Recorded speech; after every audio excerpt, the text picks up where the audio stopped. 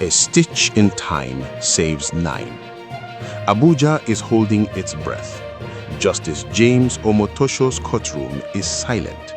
The Nigerian Bar Association has just done something it has never done in modern legal history. And President Bola Tinubu's phone has not stopped ringing since December. The Nnamdi Kanu case has exploded into a constitutional crisis that is forcing Nigeria's most powerful institutions to choose between law and politics. And what happens in the next few weeks will determine whether Nigeria still believes in its own justice system. November 20, 2025, Federal High Court, Abuja.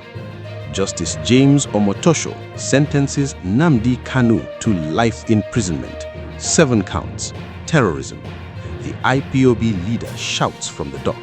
His lawyers file immediate notices. And then something unprecedented happens.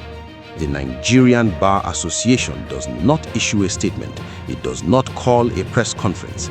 Instead, it conducts a silent professional review. Senior advocates gather in closed sessions. They read the judgment line by line. They examine the jurisdictional arguments, the procedural objections, the constitutional questions that were raised but never fully resolved, and their conclusion shocks the legal establishment.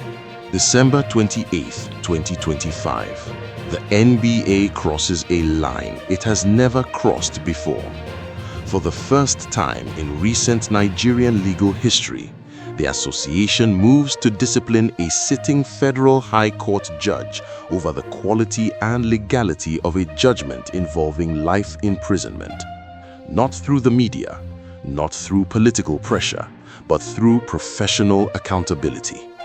The NBA approves suspension proceedings against Justice Omotosho in his capacity as a legal practitioner, because while judges enjoy constitutional protection, every judge is first a lawyer bound by professional rules of conduct. This story is developing rapidly with major implications for Nigeria's justice system. To stay ahead of every update on this constitutional crisis and what it means for the future of judicial accountability in Nigeria, ensure you are subscribed to the channel. At the heart of the NBA's concern is jurisdiction. That word that sounds technical but means everything in Nigerian law. If a court lacks jurisdiction, nothing that happens in that courtroom matters. The trial is void, the conviction collapses. And the NBA maintains that serious jurisdictional objections relating to Kanu's extraordinary rendition from Kenya, his detention conditions, and constitutional safeguards remained unresolved when the court proceeded to conviction and life sentencing. The association's review found that defense arguments were acknowledged but not fully determined. Earlier court rulings, including the Court of Appeal's 2022 discharge order, were not properly reconciled, and the judgment relied heavily on prosecution narratives without addressing the fundamental legal flaws raised by the defense. But the NBA action is only half the story.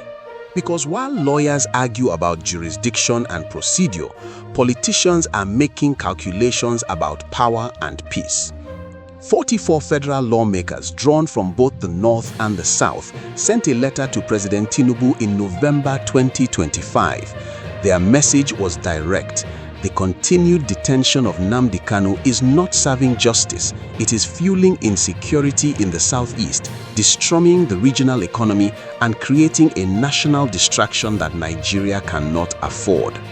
They urged the president to use his constitutional powers to direct the Attorney General to discontinue the case and initiate a political dialogue. Then, Governor Alex Otti entered the equation. The Abia State Governor visited Kanu at Sokoto Maximum Security Prison. He brought the Attorney General of Abia State, he brought Kanu's brother, and then he flew straight to Aso Rock and met privately with President Tinubu in early December. When Otti emerged from that meeting, he made a calculated statement through his media aide. He said he has activated an agreed strategy and will continue working on it until Kanu's freedom is secured. An agreed strategy. Those two words have set social media on fire because they suggest that something is already in motion behind the scenes. But here is where reality and rumor collide. Despite all the political pressure, all the meetings, all the letters from lawmakers, President Bola Tinubu has not signed any release order. The viral claims circulating on TikTok and Facebook showing Kanu being released are based on old footage from 2017 when he was granted bail before his rearrest. Fact checkers have debunked these videos. The presidency has issued no statement. The Attorney General's office has announced no discontinuation of prosecution. And as at January 17, 2026, Nnamdi Kanu remains in Sokoto Maximum Security Prison, serving his life sentence. So what is really happening? The NBA suspension proceedings against Justice Omotosho are real. They represent a seismic shift in how Nigeria's legal community holds judges accountable for the quality of their judgments in cases involving fundamental rights and life imprisonment.